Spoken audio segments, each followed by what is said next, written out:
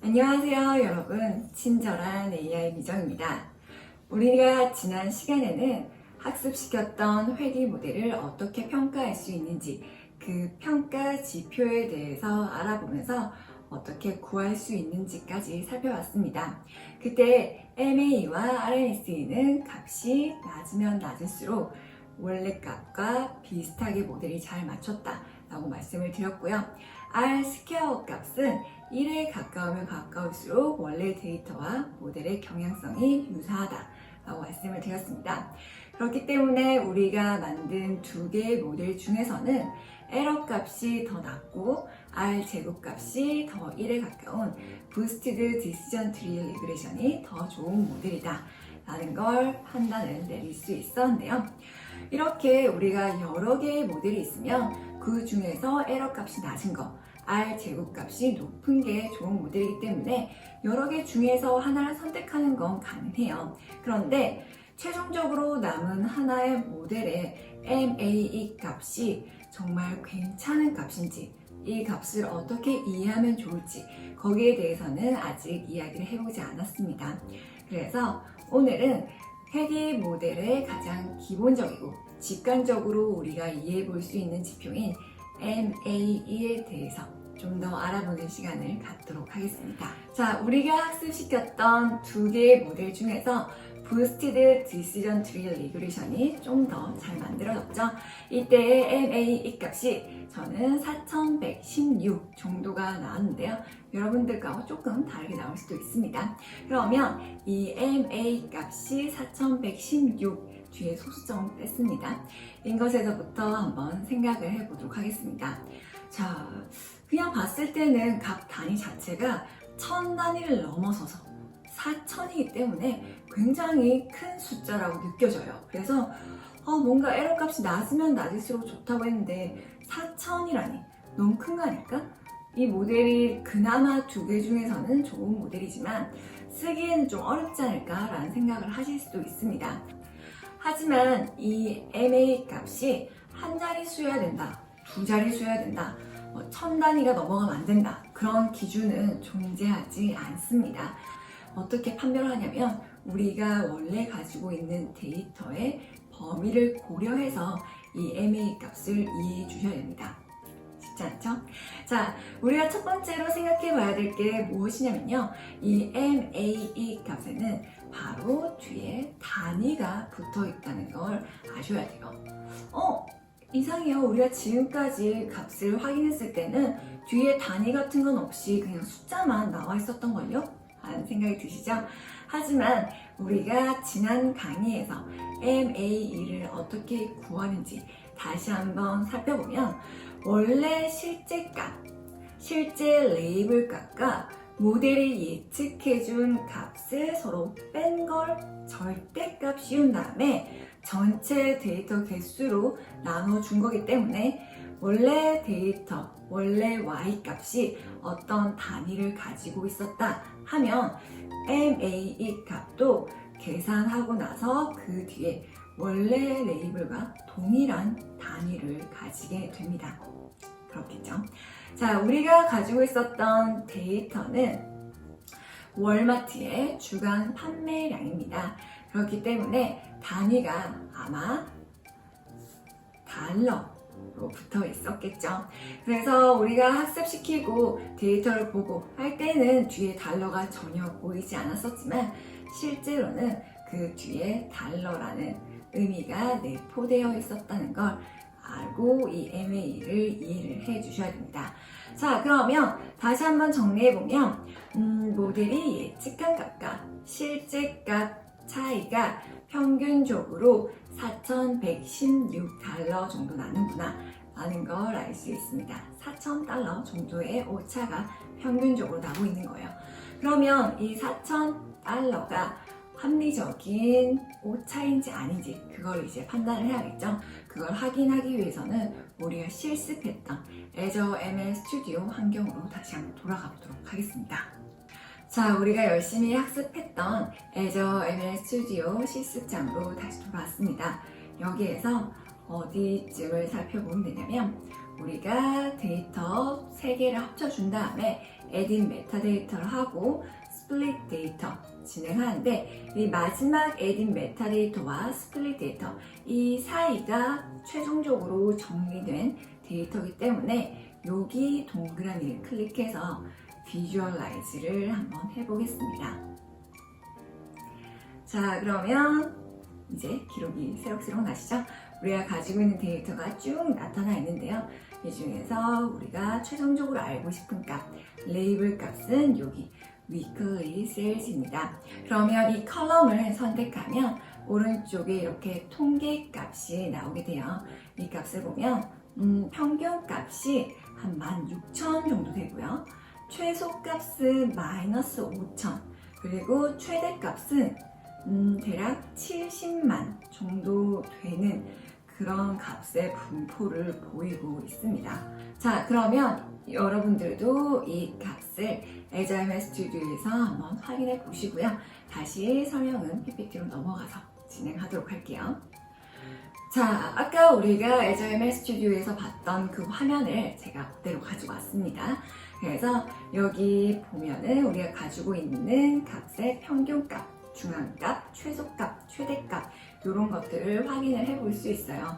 그래서 우리가 MAE 값을 판단할 때는 단순히 이 값 자체만 보고 판단하는 게 아니라 실제 값, 실제 레이블의 범위가 어느 정도 되는지, 그 안에서 평균 값은 어느 정도인지 그런 것과 비교해서 이 안에서 이 에러 값이 어느 정도 차지하는지 그걸로 이해를 해 주셔야지 MAE 값을 올바르게 판단을 할 수 있습니다. 단순히 어떤 기준에 따라서 이 값이 너무 크다, 작다 그런 기준은 존재하지 않는 거예요. 그러면 다른 몇 가지 예를 들어서 이 값을 어떻게 이해하면 좋을지 다시 한번 살펴보도록 할게요. 자, 첫 번째 사례는 제가 꿈꾸고 있는 꿈 중에 하나인데요. 언젠가 저는 자연으로 돌아가서 밀밭 근처에서 빵을 구우면서 살고 싶은 그런 작은 바람이 있습니다. 그런데 빵을 단순히 구워서 저만 먹는 게 아니라 판매도 좀 해야겠죠. 그러다 보면은 하루에 빵이 몇 개나 팔릴지 예측해서 그에 맞게 빵을 미리미리 준비하면 참 좋겠죠. 이런 문제를 푸는데 필요한 게 바로 회귀 모델인데요. 이 회귀 모델을 만들기 위해서는 기존의 판매 데이터를 차곡차곡 쌓아놨다가 학습을 시키면 될 텐데, 자, 만일 이때 나왔던 회귀 모델의 MAE 값이 50이라고 생각해 볼게요. 그러면 그때의 단위는 바로 몇 개, 빵을 몇 개 팔 것인가 하니까 50개가 되겠죠. 어떤 문제를 푸느냐에 따라서 단위는 항상 달라질 거예요. 자, 그랬을 때 이 50이라는 MA가 합리적인 건지 아닌 건지는 평소 빵을 몇 개나 팔았는지 그 범위와 비교해서 생각을 해주셔야 됩니다. 자, 이렇게 보면은 하루에 빵이 장사가 잘 돼서 3,000개씩, 2,000개씩 이렇게 판매된다고 생각을 해볼게요. 그렇다면 이런 경우에 MAE 값이 50개인 건 그렇게 큰 문제는 아닐 것 같아요. 이 1,000개 단위로 판매되는 것 중에서 내가 이 모델이 예측한 값을 믿고 좀 더 만들면 한 50개 정도의 편차가 있는 거고, 좀 적게 만들면 50개 정도가 있는 거기 때문에 그걸 감안해서 이 모델이 예측해 주는 값 바탕으로 빵을 준비해도 가게를 운영하는 데 있어서 큰 문제는 되지 않을 것 같아요. 그죠? 하지만 만일 제가 만든 빵이 별로 인기가 없어서 하루에 판매되는 빵의 양이 100개에서 한 200개, 300개 정도 안에서 왔다 갔다 한다. 그렇다면 그때의 MA가 50이면 아까와 똑같은 50이라 하더라도 전체 범위 안에서 이 에러 값이 차지하는 범위가 훨씬 넓기 때문에 이 경우에는 좋은 모델이 아니다, 사용하기 힘든 모델이다, 더 좋은 모델을 만들어야겠다 판단을 할 수 있습니다. 어때요? 똑같은 MA라 하더라도 원래 데이터가 가지고 있는 값의 범위가 어느 정도인지에 따라서 우리가 이 MA를 다르게 해석해야 된다는 거 이해되셨나요? 자, 하나 예를 더 들어보겠습니다. 이번에는 빵이 아니라 가전제품을 만들어내는 공장이라고 생각을 해볼게요. 요즘 가전제품이 정말 큰 인기를 끌고 있죠. TV, 카메라, 핸드폰, 노트북 정말 다양한 가전제품들이 있는데 이 가전제품들은 빵에 비해서 가격이 훨씬 비싼 편이에요. 그걸 잘 감안을 해주세요. 자, 이 공장에서 하루에 가전제품을 얼마나 만들어야 될까? 그걸 모델로 예측을 하고 준비를 하기 위해서 회기 모델을 만들고 MAE 값을 구했을 때 앞서와 마찬가지로 50, 그러니까 또 50개가 되는 거죠. 50이 나왔다고 생각해 볼게요. 아까와 똑같이 하루에 2,000개에서 3,000개가 팔리든지 아니면 100개에서 한 300개가 팔리든지 하루 판매량이 이렇게 똑같이 된다 하더라도 MAE가 50인 모델을 사용하기는 조금 어렵습니다. 앞에서 빵집에서는 이렇게 똑같은 하루 판매량이 있을 때 하루에 막 2,000개에서 3,000개 판매될 때는 MAE가 50인 것도 괜찮다고 하셨잖아요. 그쵸? 그때는 괜찮다고 했죠. 하지만 빵을 하나 만드는 데 들어가는 시간과 비용, 그리고 전자제품을 하나 만드는 데 들어가는 시간과 비용, 노동력, 그게 다르겠죠. 그래서 데이터의 범위와 MAE 값이 동일한 경우라도 우리가 이 모델을 어떤 경우에 활용을 할 거냐, 이 개수 하나가 의미하는 것이 무엇이냐에 따라서 이 MA 값이 괜찮을 수도 있고 안 괜찮을 수도 있게 되는 거죠. 가전제품의 경우에는 아무래도 들어가는 비용이 많기 때문에 우리가 50개만큼의 에러를 감당하기에는 그만큼의 손해가 더 클 수도 있는 거죠. 그런 경우에는 어떻게 해야 된다? 더 모델을 좋게 만들기 위해서 노력을 해야 된다. 이 모델은 사용하기가 어렵다 라고 이해를 해 주셔야 됩니다. 자, 이해가 되셨나요? 다시 한번 쭉 정리를 해보면 MA를 이해하는 방법, 가장 첫 번째는 레이블 값의 단위가 무엇인지 파악을 하셔야 됩니다. 만약에 내일 매장에 얼마나 많은 사람들이 올 것이냐 하면 단위가 명수가 될 거고요. 그 다음에 내일 우리가 몇 개나 무언가 물건을 판매할 것인가 하면 개가 될 거고, 또 다음 주에 기온이 어떻게 될 것인가 하면 도가 단위가 되겠죠. 그런 식으로 우리가 가지고 있는 데이터 중 레이블 값의 단위가 무엇인지 파악을 해주셔야 되고요. 두 번째, 실제 데이터가 가지고 있는 레이블 값, Y 값의 범위가 어느 정도인지 살펴보셔야 됩니다. 그 범위가 만약에 만자리수다. 그러면 MA 값도 당연히 좀 커질 거고요. 만약에 값의 범위가 100의 단위수다. 그런 경우에는 MA 값도 훨씬 작아지게 될 거예요.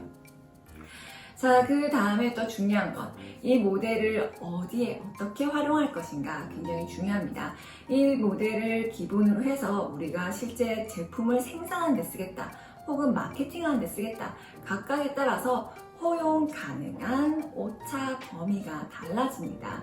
앞서 설명해 드렸던 것처럼 빵을 만드는 것처럼 우리가 제작하는데 큰 비용이 들지 않는다, 좀 투자를 해도 큰 손해가 나지 않는다 하는 경우에는 오차 범위가 조금 크게 나더라도 큰 문제는 없지만, 전자제품 같은 경우 아니면 비용이 많이 드는 경우에는 오차 범위를 적절하게 고려를 해 보셔야 될 거예요.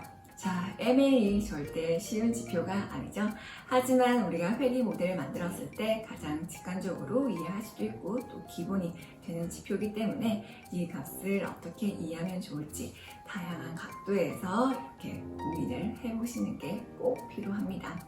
자, 오늘은 이렇게 MAE에 대해서 이야기를 해봤는데요.